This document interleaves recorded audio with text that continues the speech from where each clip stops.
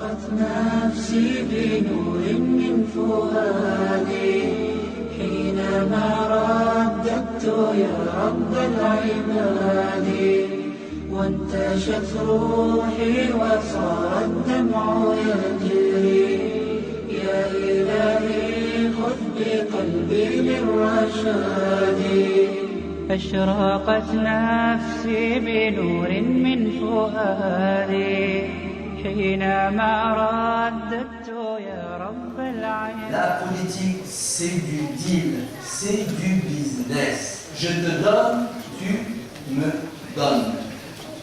Point final. À nous de faire la bonne lecture, comme a dit le frère, de bien comprendre ce qui se passe. Mais Wallah, vous savez, pour penser comme ça et agir comme ça, il faut d'abord être français. Il faut d'abord se sentir français. Il faut d'abord considérer que la France c'est notre pays. Il faut d'abord vouloir le bien de notre pays. Il faut d'abord aimer notre pays. Comment tu peux servir ton pays si tu ne l'aimes pas? Comment tu peux servir un pays si tu ne considères pas que c'est ton pays? Comment tu peux être utile à ton pays si tu dis moi je vais retourner au bled? Mais t'es venu quand du bled pour y retourner? Vous comprenez le problème où il est? Il y a un blocage là. Tout simplement. Allez, la parole est du public, au peuple français. On veut faire. Moi, je veux donner quelque chose. D'accord. Vas-y.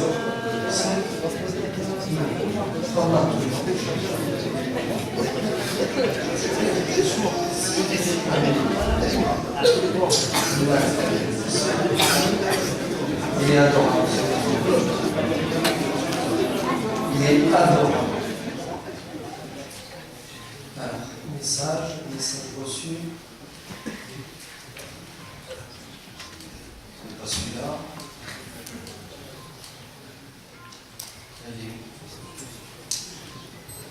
Ah, très bien. Vous êtes prêts maintenant? À partir du 1er janvier 2013, la loi européenne qui a été votée va être mise en application dans toute l'Europe.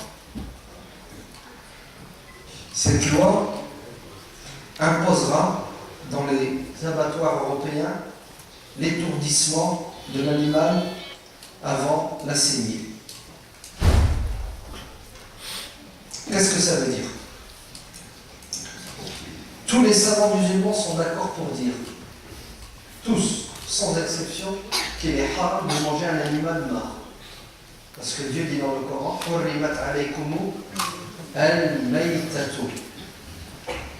il vous est interdit de consommer la viande des animaux morts. Sauf les animaux marins. Le poisson, tu sors de l'eau et il meurt, tu peux le manger. C'est une exception. Par contre, les bovins, les ovins, la volaille, tous les animaux terrestres et qui volent dans le ciel, si l'animal est mort, si vous avez en face de vous un cadavre, vous n'avez pas le droit de le consommer, sauf si vous mourrez de faim, vous n'avez pas le choix, ou si quelqu'un vous met un fusil sur la tempe et vous oblige à le manger, sinon il vous tue. Tu achètes ton mouton, tu le ramènes à la maison pour l'égorger, 5 minutes avant de l'égorger, il a peur, il flippe, il fait une crise cardiaque, t'es mort. Tu as perdu 250 €. Parce que ton mouton est mort avant que tu ne le saignes. Est-ce que vous êtes d'accord? Est-ce qu'il y a quelqu'un qui dit non? Levez la main. Ça prouve que vous connaissez bien votre religion et que vous la pratiquez comme il se dit. On est d'accord? Haram de manger un animal mort. Ça s'appelle un cadavre.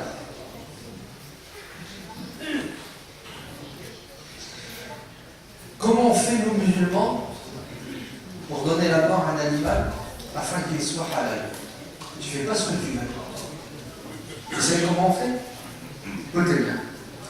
Si tu prends ton mouton, tu prends une bassine d'eau et tu lui plonges la tête dans la bassine d'eau, qu'est-ce qui va lui arriver? Il va s'étouffer, il va se noyer. Tu peux le manger? Non. Là, il y a chose pas. Tu prends ton mouton, tu montes au 15e étage, tu le jettes. Il s'éclate par terre. Est-ce que tu peux le manger? Haram. Tu prends ton mouton, tu l'attaches, tu prends ton vélo, tu roules à 150, tu lui rentres dedans. Tu le tues. Tu peux le manger? Ça va, vous me suivez? Très bien. Regardez ce qu'il faut faire pour manger un mouton. Tu dois le prendre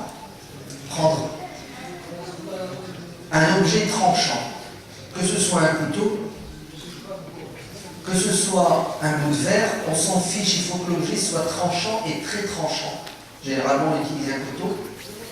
Et tu dois lui sectionner, ouvrez bien vos oreilles, les carotines. Alors, il y a un irtilaf entre les savants, tu dois aussi lui couper la trachée artère, l'œsophage, peu importe. Mais vous savez ce que c'est? Égorger. Tu le saignes. Et le sang doit sortir. Très bien. Si jamais tu fais ça, tu égorges ton mouton, et avant d'égorger, tu dis au nom de la statue de la liberté, ton mouton, il est mort. Tu as perdu 250 €. Parce que tu as évoqué quelque chose d'autre que le nom de Dieu. Il est haram. Par contre, si tu prends ton mouton et tu oublies de dire Bismillah et tu l'égorges, il est halal. Parce que tu as oublié. Et même, tu ne l'as pas dit, certains savants, ne sont pas majoritaires, il est quand même halal. Il est haram de le manger si tu as évoqué autre que le nom de Dieu. Vous me suivez? Très bien. J'ai pris mon mouton, je l'ai égorgé, j'ai dit Bismillah, le sang a coulé, ma vache, ma chèvre, mon lapin, ma dinde, bref, tout ça c'est halal quand le sacrifice a été fait selon les règles de l'art de l'islam. C'est clair? Très bien. Comment vous faites en France pour saigner vos bêtes? En fait, vous ne faites rien. Parce que vous n'êtes pas des paysans. Vous n'avez pas une ferme avec vos animaux. Le dimanche matin, tu t'en vas, tu attrapes ton mouton et tu le saignes parce que tu en as besoin. Vous ne faites pas ça. Vous savez comment on fait? On va chez le boucher. On lui dit, je veux 2 kilos de viande, de mouton, 3 kilos de bœuf, 15 kilos de poulet. Oui ou non? Est-ce ce boucher qui égorge le mouton? Les poules? Non. 99% des bouchers n'égorgent pas, ils ne saignent pas les bêtes qu'ils vous vendent. Le boucher, qu'est-ce qu'il fait? Il prend son téléphone et il appelle quelqu'un et il lui dit, je veux 50 moutons, 2 bœufs, 40 poulets. Ce quelqu'un, c'est qui? C'est des spécialistes. Il y a des abattoirs. Ces abattoirs, c'est là où on égorge les bêtes. Il y a ce qu'on appelle des chevillards, des personnes qui vont voir les paysans, qui leur achètent les bêtes, qui les ramènent à l'abattoir. C'est ça. Et, parce que nous sommes musulmans, dans les abattoirs, il y a des personnes qu'on appelle des sacrificateurs. C'est-à-dire, Tahar, le Hajj Al-Qadr, qui est payé par l'abattoir, le mercredi matin, le vendredi matin, il vient et il a 10 vaches à égorger, 30 moutons, 50 chèvres, c'est ça. Il dit Bismillah, Allahu Akbar, il égorge sa bête, la bête est dépecée, on lui met un tampon où c'est écrit halal, et cette vache, elle va finir dans ton assiette via ton boucher. C'est clair? Vous avez compris? Très bien. C'est un peu plus compliqué que ça. On va entrer dans les détails maintenant. Vous êtes prêts? Avant, il nous reste 1h55. Donc, maintenant, on peut encore le faire. À l'abattoir, le mouton arrive, tu le retournes, tu l'immobilises. Tu dis Bismillah Rahman, tu le saignes. Après, c'est quelqu'un qui va le dépecer. Même chose avec la chèvre. Le bœuf, c'est plus compliqué parce qu'il balèze quand même. Qu'est-ce qui se passe? Il rentre dans une machine il est coincé, il est bloqué. Parfois, elle se retourne, ou sinon, elle lui lève juste la tête. Tu dis Bismillah Akbar et tu le sais. C'est clair? Et ça, c'est nous, musulmans, qui faisons ça, et nos cousins, les juifs. Parce que nos cousins juifs nous ressemblent dans ce domaine. Ils doivent saigner la bête. D'accord?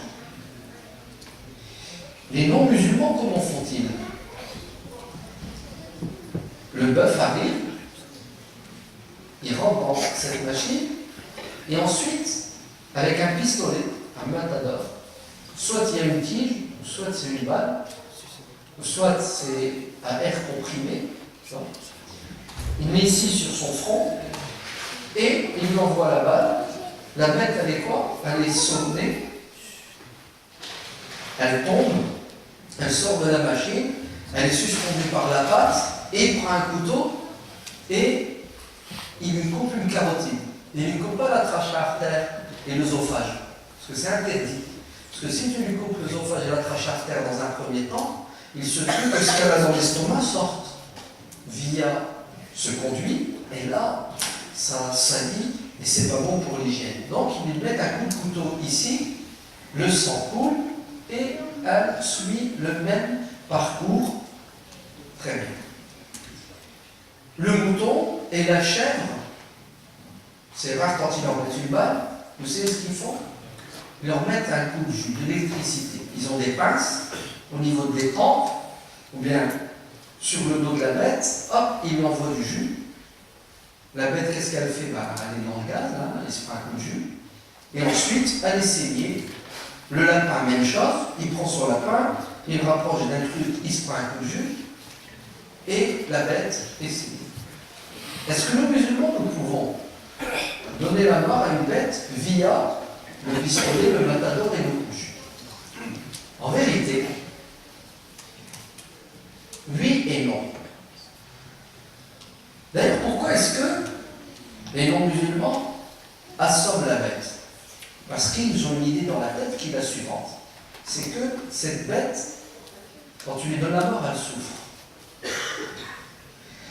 Donc, il faudrait qu'on fasse tout pour que la bête souffre le moins possible. Ce qui est en soi très bien. Mais nous, musulmans, on pense comme ça et on doit agir comme ça.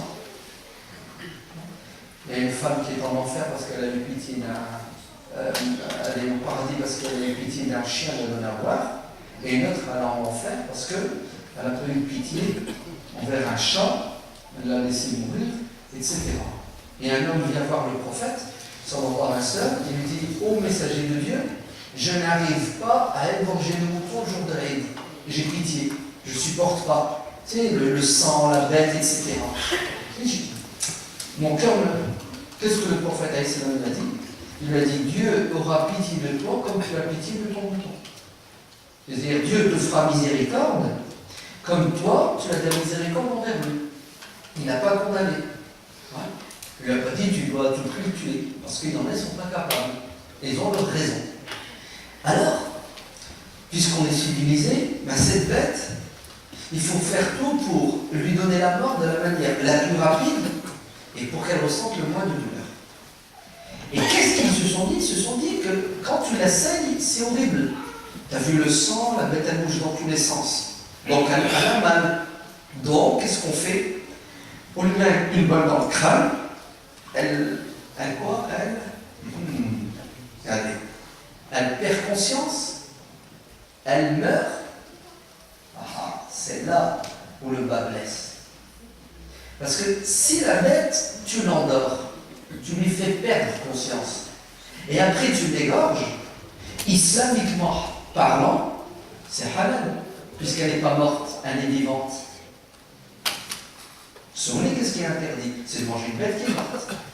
Mais si cette bête, tu l'as endormie, et tu es sûr qu'elle est vivante, et tu l'égorges, c'est halal. Mais le problème, c'est dans les abattoirs, quand tu leur mets une balle ici, 99% des cas, la bête, elle meurt. Et seulement après, il la saigne. Et là, ça devient haram pour nous. Vous entendez? Tu lui mets un coup de jus, La bête elle meurt, tu l'égorges, elle est haram. Parce qu'elle est morte. Alors les associations de défense des droits des animaux considèrent que la saignée, le fait d'égorger la bête comme nous le faisons, et nos cousins aussi, c'est barbare, c'est contre le bien-être de l'animal, vous le faites souffrir, il faut d'abord l'étourdir. Ils appellent ça l'étourdissement. Les bovins via une balle dans la tête, les ovins via un coup de jus, et après vous pouvez l'égorger, comme nous d'ailleurs nous l'égorgeons. Mais tous les savants musulmans sont d'accord pour vous dire que si cette bête, tu lui as mis une balle ou un coup de jus et elle est morte, elle est haram. La volaille, comment est-ce qu'on fait dans les abattoirs pour leur donner la mort? Les poulets arrivent, ils les retournent, ils les prennent par les pattes, ils les accrochent à des crochets, c'est des chaînes qui avancent comme ça, c'est mécanique. Ensuite, il y a un bac, il y a de l'eau dedans, il y a du jus. La tête du poulet est plongée dans l'eau, il se prend un coup de jus, et ensuite, il y a un disque, une disqueuse qui tourne et qui saigne la bête. Tous les savants musulmans sont d'accord pour vous dire que si ce poulet, tu le plonges dans l'eau, tu lui mets du jus, il meurt. Si tu le saignes après, il est haram puisqu'il est mort. Mais si tu lui mets du jus, il ne meurt pas, il fait que dormir, et après tu le saignes, il est halal. Vous me suivez? Même chose avec les dindes, les cailles, même chose avec les lapins. Très bien. Les spécialistes disent que un bœuf, tu lui mets une balle ici, il crève. 99% des cas. Les ovins, le jus qu'ils leur mettent, ils crèvent. Ils parlent aussi d'un gaz. Ils les mettent dans une pièce, ils leur mettent du gaz, ils tombent dans le gaz, et après. Mais en vérité, cette bête, si tu la laisses, est-ce qu'elle va se remettre debout? Certains disent oui, d'autres disent non. C'est une question de quoi? De statistiques. Tu as toujours 20-30%. Quand c'est une électronarcose, c'est-à-dire le jus dans l'eau qui meurt. Quand c'est une balle dans la tête, c'est 90% il meurt.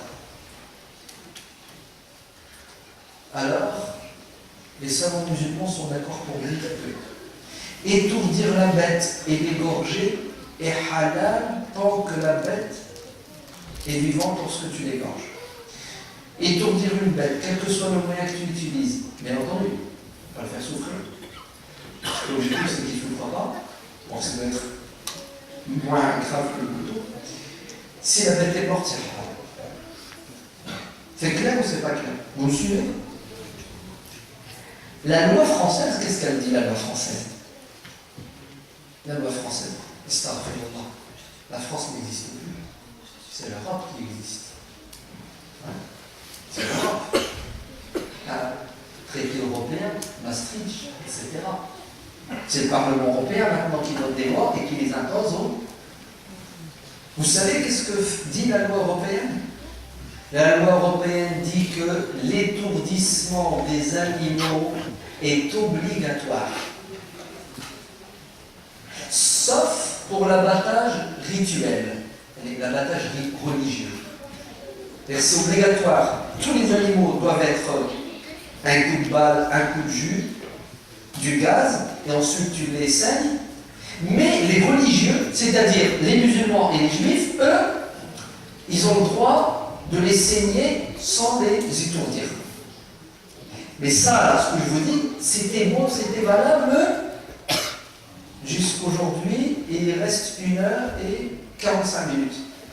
À partir de demain, on est cuit.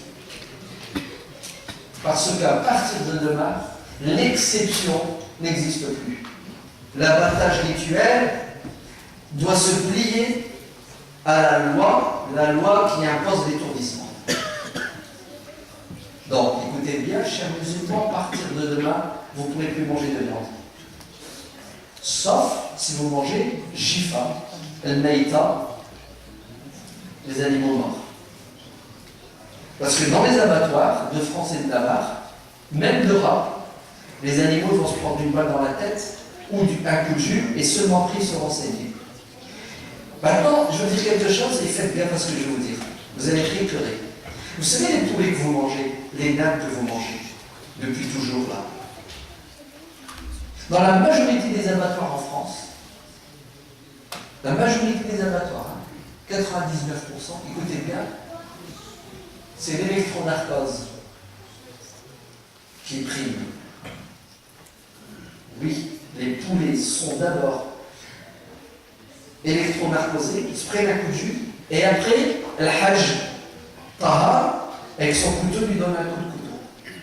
Maintenant, si jamais vous allez en Arabie faire le pèlerinage, le poulet que vous mangez, il s'est pris un coup de jus, et le Hajj Taha ne lui a pas donné un coup de couteau. C'est la disquette, hein, qui tourne et qui lui donne le coup de couteau. Vous savez pourquoi?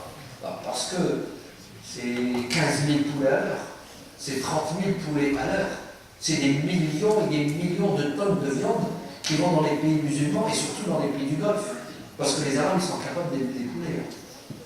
Hein, ils ont du pétrole, mais les poulets, ils élèvent pas. Alors ils achètent leur viande ici et ailleurs dans le monde, et ils achètent de la viande de... Qu'est-ce que tu as dit? C'est lui qui l'a dit. Vous avez compris? C'est lui qui l'a dit. Il a dit, ils achètent de la viande haram. C'est-à-dire, ils achètent de la viande de poulet qui vient d'un abattage, comment? Rituel? Non. Tout le jus, disque, mais bien sûr, ils ont mis une cassette pour dire Bismillah, Bismillah, Bismillah, Bismillah, Bismillah. Ou Bismillah au début quand il lance la machine et ça suffit pour, tu sais, Bismillah en facteur. Oui. Mais certains savants qui disent du Bismillah pour les 30 000, ça marche. Peu importe, on s'en fiche. Moi, ce qui m'intéresse, c'est quoi? C'est que ton poulet, d'après les études, quand il se prend un coup de jus, tu as beaucoup de chances qu'il crève. Certains disent qu'il y a 30%. Tu prends 100 poulets, tu leur donnes un coup de jus, tu les retires, tu les poses par terre, tu as 70 qui vont se mettre debout et se barrer, t'en as 30 qui se mettront jamais debout. Parce qu'ils sont morts à cause de la décharge électrique, parce que leur corps n'a pas supporté, leur cœur n'a pas supporté.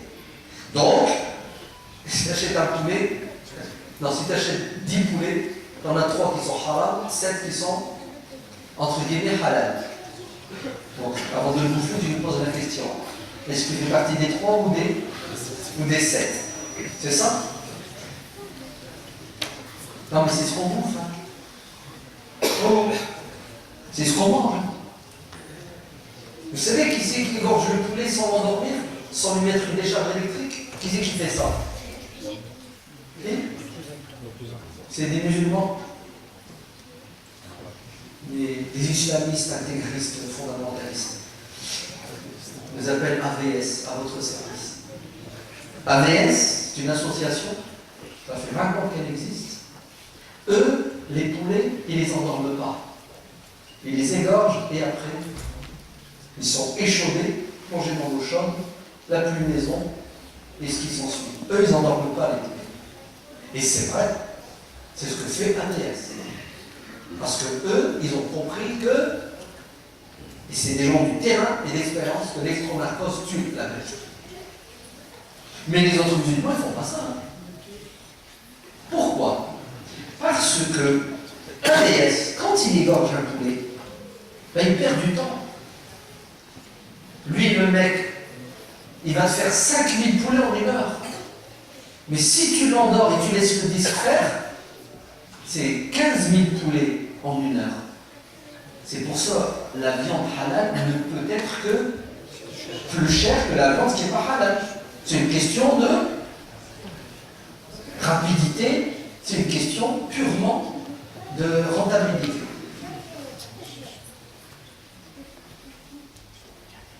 Question. Donc on commence la viande halal? Réponse. Dans 2 heures, 40 minutes, oui, non, là, tu peux être sûr à 100%. Avant, il y a des bouchons ici. Que je fasse gaffe à ce que je dis. Sinon, je suis mort. ils n'aiment pas ce discours. Business, c'est business. Hein. Les bouchers n'aiment pas ce discours. Arrêtez conneries. Les musulmans n'aiment pas ce discours. Mais bien sûr, c'est nous qui n'aimons pas ça. Parce que si tout ce que je dis est vrai, et c'est vrai, et je défie quelqu'un de me dire le contraire. Si tout ce que je dis est vrai, on est cuit. Puisque tout à l'heure, vous avez tous dit, c'est haram de manger un animal mort. Donc, on ne peut plus manger de viande, sauf si elle est estampillée AVS, ou tu achètes ton poulet, tu l'égorges toi-même. Tu achètes ta vache, tu l'égorges toi-même. C'est terrible ce qui se passe dans les abattoirs. Je ne parle même pas des magouilles et des arnaques. Le boucher qui appelle l'abattoir, qui lui dit tu m'envoies 2 taureaux halal, mais il n'y a pas de taureau halal, il fait quoi? Il prend 2 taureaux haram et il est en halal avec un coup de tampon. Mais c'est connu ça. Demandez, ils vont vous le dire. Ça coule de soi, c'est flagrant. Mais c'est. Oh punaise, la haine. Mais c'est que ça. On mange. Le halal n'est pas halal dans la plupart des cas en France. En Europe. Sauf si vous me dites que la bête elle meurt, je l'égorge, elle est halal parce que je l'ai égorgée. Mais il n'y en a pas un qui oserait dire ça. On est cuit. Tu me diras, bah écoute, on a toujours mangé donc du haram et on est en bonne santé. Hein. Il n'y a pas de problème, tu vas bien. Mon œil, tu vas bien. Et vous n'avez pas remarqué, Ya Allah, Ya Allah, Ya Allah, et il n'y a rien qui vient du ciel. Le prophète alayhi salam a dit, c'est le mec là qui est parti en voyage, puis sa voiture s'est barrée. Puis il dit à Allah, et Dieu lui dit, sa nourriture est haram, ses vêtements sont haram, tout est haram, et il demande, cause toujours, demande toujours. Vrai ou faux? Et le hadith qui dit celui qui nourrit du haram, il a laissé passer pour l'enfer direct. Vrai ou faux? Vrai. Regardez ce que je vais dire, c'est grave ce que je vais dire. Ah, si seulement ils nous faisaient manger que du haram. Le problème c'est qu'ils nous font manger du haram pourri. Parce que le halal il doit être quoi? Halal et tayyib. Hein? Halal, tayyiban, c'est ce que le Coran dit. Un halal qui est pur, bon. Alors, parlons pas de la qualité de la viande. Vous êtes d'accord? On n'en parle même pas. On met de côté, on dépasse une autre fois. Moi, ce qui m'intéresse maintenant, c'est qu'il nous reste 1h35 et demain matin, on est cuit. Parce que la viande, en France et en Europe, viendra d'animaux qui ont été étourdis et après égorgés. Mais, écoutez maintenant un petit truc qui va vous étonner. Lorsque les responsables de notre pays, les responsables politiques, ont invité des musulmans autour de la table pour discuter du halal en France, ouais, comment, pourquoi, etc. Alors ce que je vous dis, c'est le frère qui était à la table des négociations qui me raconte. Il n'est pas là. J'aurais bien aimé qu'il soit là et qu'il me parle à ma place. Le frère, quand il arrive à la réunion, il dit au responsable du ministère de l'Agriculture français, parce qu'il y avait le ministère de l'Agriculture français, des associations. Le frère, il est vraiment, il dit, mais il y a des absents autour de la table de la négociation. Ben non, tous ceux qu'on a invités sont là. Ben non, il manque quelqu'un. Ben non, il manque personne. Ben on est là pourquoi? Pour parler de l'abattage rituel, l'abattage religieux. Il dit, bah écoutez, il manque quelqu'un. Il manque qui? Qui c'est qui égorge en France? Ce sont les musulmans et les Ahsan, nos cousins. C'est ça? Les Juifs. Les Juifs, c'est la même chose que nous, c'est pire que nous, les Juifs. Les Juifs, c'est encore pire. C'est plus compliqué. Nous, tu mets un coup de couteau, tu te bats, c'est bon, ça marche. Le Juif, c'est avant, pendant et après. Non, non, c'est leur religion. Vous savez ce que lui dit le représentant du ministère de la Culture? Il lui dit, ils ne sont pas concernés. Hein, ils ne sont pas concernés. Ils mettent des coups de couteau au taureau, comme nous, et ils ne sont pas concernés. Il dit non. Eux, ils ont un régime spécial. Eux, ils peuvent continuer à mettre des coups de couteau sans endormir la bête. Et le problème, c'est vous, contre de musulmans, c'est fini. L'étourdissement est obligatoire. Alors, vous dites quoi là?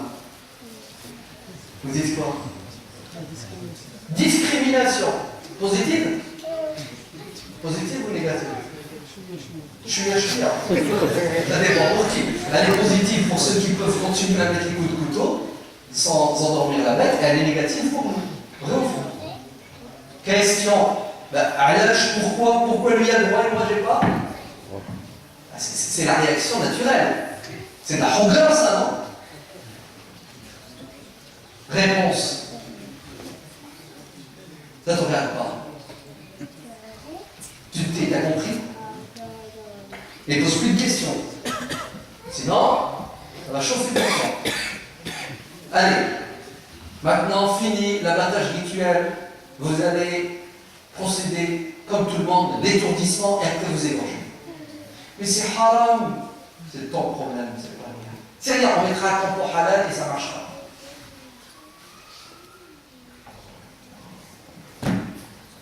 Voilà, chers musulmans, la réalité du halal en France aujourd'hui. Et avant, depuis quelques années, la loi disait, la circulaire, il faut étourdir la bête sauf pour l'abattage rituel. Maintenant, vous allez étourdir la bête, quel que soit l'abattage, exception pour nos cousins, mais cette loi, elle va être appliquée tout doucement, elle ne va pas être appliquée d'un coup. Ouais. Les abattoirs, je ne sais pas, peut-être cet abattoir, il va le faire, l'autre 6 mois plus tard, l'autre 2 mois avant, l'autre... Tu vois, au début, les autorités, ils vont pas y aller de main forte, ils vont y aller doucement. Mais la loi, elle est là. La preuve, regardez, vous n'avez pas vu, vous avez peut-être entendu parler, il y a un mec qui vend de la charcuterie halal. Isla Délice. Voilà. Isla Délice, c'est quelqu'un qui vend de la charcuterie halal, et elle est halal, la charcuterie d'Isla Délice. Non, elle était halal. Hein? Ben, parfait. Pourquoi? Parce qu'il était contrôlé par AVS. AVS contrôlé. Et Isla Délice mettait sur le marché du halal, et AVS, il rigole pas. AVS, tu peux être sûr à 200% que c'est halal. Eh ben, Herzog, qui sait très bien que c'est fini, il a rompu son contrat avec AVS. C'est plus AVS qui contrôle et surveille Isla Délice. Isla Délice est allé signer un nouveau contrat avec la mosquée de Lyon, qui est censé contrôler, mais la mosquée de Lyon, la mosquée de Paris et la mosquée d'Évry, qui les trois, par une opération du Saint-Esprit, ont le droit de délivrer les certificats. Ils n'ont rien à cirer. La bête, elle est électronarcosée, elle s'est pris une balle dans la tête ou non. Pour eux, c'est pas un problème. Pour eux, tu étourdis la bête, elle meurt ou elle ne meurt pas, je mets un coup de couteau. Quand le mec il est là, généralement ils ne sont pas là, c'est trop tôt, 5h du matin. Ouais. Ce qui compte, c'est qu'à la fin, une tonne de poulet, 1 centime la tonne, ça fait 1000 euros. 100 tonnes de viande, 1 euro la tonne, ça fait 10 000 euros. L'argent, il rentre, les musulmans bouffent. Bouffent quoi? J'en ai ciré. C'est pas mon problème. À cause de nous. Bon. Est-ce que vous avez compris tout ce que je viens de dire? C'est clair ou c'est pas clair? C'est clair? Deuxième partie de l'intervention. Il y a la première partie, vous vous ai expliqué, je vous ai résumé, hein. Ouais, je vous ai donné les grands. Mais c'est comme ça que ça se passe. Deuxième partie maintenant. Elle commence avec une question. On fait quoi? On fait quoi? Première solution. Je donne des solutions. Quand je serai fatigué, vous m'aiderez, vous m'en donnerez des autres. Première solution. Vous savez qu'est-ce qu'on fait? On arrête de manger de la viande. Tu deviens végétarien. Poisson, c'est cher. Poisson, c'est rare. Manger du poisson tous les jours, c'est fou. Midi, le soir, 15 € le kilo. Non. Il y a des limites. Hein. C'est halal. Ah, c'est sûr que c'est halal. Donc, on devient végétarien. Ça va être chaud. Hein. Un arabe végétarien, ça n'existe pas. Non, vous en avez vu un? Dites-moi. Quand il y a le cholestérol, il ne peut pas manger du mouton, il se rabat sur le veau, il ne peut pas manger du veau, il se rabat sur le poulet et la dinde. C'est clair et net. Un arabe sans viande n'est pas arabe. Donc, végétarien. Oui, nous sommes des carnivores puissance 1000. On bouffe de la viande. Vous avez déjà été à un mariage arabe? C'est 4 poulets, les 3 étoiles. T'as fini les poulets, c'est 4 kilos de viande. Et 3 litres d'huile. Vrai ou faux? T'as fini, c'est une sleda bourrée de poulet. Le poisson, c'est cher. Au choix, tu ne peux pas échapper à la viande. Donc, juste une parenthèse, hein. C'est un signe de respect et de générosité. Vous entendez? La viande, c'est cher, c'est vrai que c'est bon. Et quand quelqu'un t'offre de la viande, c'est parce qu'il a les moyens et il t'aime bien. Vous avez vu Ibrahim alayhi salam? Il y a des invités, il égorge un veau et fait un méchoui de viande. Ouais. Attention. Hein. Bon, je ferme la parenthèse, tu deviens végétarien. C'est sûr que ça n'arrivera pas. Deuxièmement, tu sais ce que tu fais? Tu achètes 4 hectares de terrain, tu fais ta maison dessus, tu achètes des poules, des moutons, des vaches, tu les élèves, et quand tu as faim, tu lui fais sa fête. Et tu as le droit en France, car celui qui élève des animaux a le droit de consommer ces animaux. Ce n'est pas interdit. Vous entendez? C'est légal, c'est autorisé à 1000%. Mais il faut que tu sois éleveur. Vous allez le faire? Levez la main. Dans le chambre, ça veut dire non. Non, frère, la main avec une chambre. Où tu vas trouver 4 hectares? Où tu vas trouver 4 hectares? Où tu vas trouver le temps de le faire? Ah, je crois que les animaux, c'est tu les mets et tu te bats. Les animaux, c'est une prise de tête, mon frère. C'est minimum 2 heures de boulot par jour. Et tu vas être ruiné parce qu'ils bouffent plus que toi. Bien sûr, ne rêvez pas.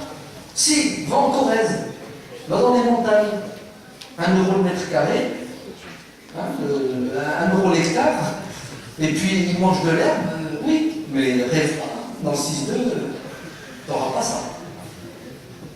Vous allez le faire? Vous ne pouvez pas le faire. Troisième solution, tu vas chez un éleveur, tu lui achètes sa bête, tu la ramènes chez toi et tu lui fais sa fête. Mais là, tu n'es pas clair. Parce que si le flic il t'arrête, t'es mort. Si c'est un mouton, tu la mets dans ton coffre, tu lui attaches les pattes, il va te coûter 1500 € de plus. Vous le savez ça. Parce que la loi interdit le transport des moutons si vous ne respectez pas certaines précautions. L'entravement d'une bête est interdit. Interdit de l'attacher. Tu la laisses debout, elle court dans ta voiture, elle fait hala, elle doit respirer. Il y a chose, tu as le droit. Mais tu vas l'emmener dans ton F4, dans ta salle de bain. Ça ne marche pas. Ça ne marche pas. Non. Allez, j'ai failli dire une connerie. J'ai failli dire que tu n'as pas le droit. En fait, c'est faux. Écoutez bien. La loi française n'interdit pas à quelqu'un d'égorger une bête qui lui appartient chez lui. Voilà. Elle n'interdit pas. Mais, quand tu ne vas pas le faire comme il faut, ils vont trouver la faille et là, tu n'es pas clair. Et même, tu fais comment pour manger du bœuf? Tu ramènes le bœuf chez toi? Comment? Tu ramènes le bœuf du bled? Ah, déjà égorgé? Il a grosse. Wow, t'es balèze, toi. Ah ouais, t'as un camion frigorifique. C'est bon. 15 000 € le camion. Ah, t'as dit? C'est quoi le traité? Vous connaissez pas? C'est de la viande quand tu l'as fait cuire chez toi, les voisins portent plainte. Direct. Non? Le taux de cholestérol, je parle pas. La teneur en sel, c'est même pas la peine. Le goût, ça se discute. T'aimes bien? Là, on est dans l'enfer, je suis français. Il y a des fois qui est expliquant. C'est un choix. C'est un choix, je le respecte. Ok. Donc, je fais quoi? Si je m'en vais chez le fermier, je lui achète un bœuf et je l'égorge chez lui, t'es mort. Là, t'es mort. La loi interdit. Écoutez bien. À l'éleveur d'égorger chez lui des bêtes pour des gens. C'est obligatoire d'abattoir. Là, t'es mort. Il y en a un qui m'a doué cette année. Il a vendu des moutons arabes le jour de l'Aïd. Il leur a dit, vous pouvez égorger chez moi.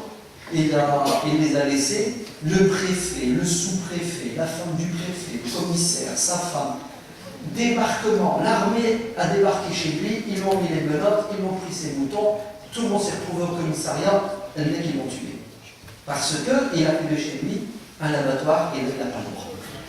Vous entendez? Qu'est-ce qui reste comme solution? Ah, j'en ai une. Allahu Akbar. Elle est magnifique, elle est super. Je vais chez mes cousins et je mange de la viande. Mais oui. Boucherie cachère, shalom. Tu veux quoi? Je veux 3 kilos de beefsteak. Quoi? Non, c'est pas halal, c'est cachère. Donc c'est halal. Ok. T'es pas bête. Mais oui, mais bien entendu, le juif et le chrétien, sa viande est halal, puisqu'il égorge comme nous. Ah, il la saigne. Mais s'il a buté avant, elle devient comme elle est haram quand c'est un musulman qui la bute avant, qui la saigne. On s'en fiche de qui l'a saigné. Sinon, c'est comment il a saigné et qu'il n'est pas évoqué autre que le nom d'Allah. Vous êtes d'accord? Donc, le juif qui saigne la bête et qui ne dit pas autre que le nom de Dieu, sa viande est halal. Et oui. Et d'ailleurs, on a tous mangé du kasher. Pourquoi? Parce que chez les juifs, ça c'est un taureau. Ça, comme ça. Ça c'est sa tête. Sa tête est en bas, quand tu le suspends. Chez les juifs, écoutez bien, ils n'ont pas le droit de manger le haut de la bête. C'est les cuisses arrière. Tu coupes la bête la moitié, le haut, la poubelle. Non, pas la poubelle. Vous savez pourquoi ils n'ont pas le droit? Parce que dans les cuisses, il y a des nerfs. Et c'est haram pour eux. Pour que ça devienne halal, kasher, il faut dénerver la bête. Il faut lui enlever la viande, il faut lui enlever les nerfs. Mais ça coûte trop cher, c'est un truc de ouf, enlever les nerfs. Donc qu'est-ce qu'ils font les juifs? Ils gardent le bas, le mangent, et le haut, ils nous le filent. À nous. Ouais. À le kasher, il repart dans le circuit musulman. Alors, je vous fais du kasher matin, midi, soir sans savoir. Ça vous empêche pas de dormir. Hein? Mais c'est vrai, islamiquement parlant, c'est halal. Attends, j'ai oublié de te dire. Hein. Tu vas à la boutique Shalom là qui se trouve à côté, tu dis au mec, donne-moi du kasher, il va te le donner? Ça va pas, non? Pourquoi il va pas te le donner? Non, c'est parce que tu as un arabe. C'est parce que c'est fait pour ses frères en religion. Il n'y en a pas assez. Non, non, il n'y en a pas assez. Il ne te le donne pas parce que tu n'es pas un juif. Il ne te le donne pas parce que le kasher, pour lui, est réservé aux juifs. Il coûte trop cher. Hein? Donc c'est ce qu'il va te dire. Il va te dire oui, pas de problème. Et il va te sortir du non kasher. Parce qu'ils ont toujours de côté un peu de non kasher. Et il va te vendre du non kasher. Donc, de l'animal qui n'est pas halal. Qu'est-ce que vous avez comme solution? Moi j'ai donné ce que je me suis imaginé. Qu'est-ce qui reste comme solution? Abattoir. Comment? Créer son abattoir. Créer son abattoir. T'as tout faux. Parce que tu crées ton abattoir,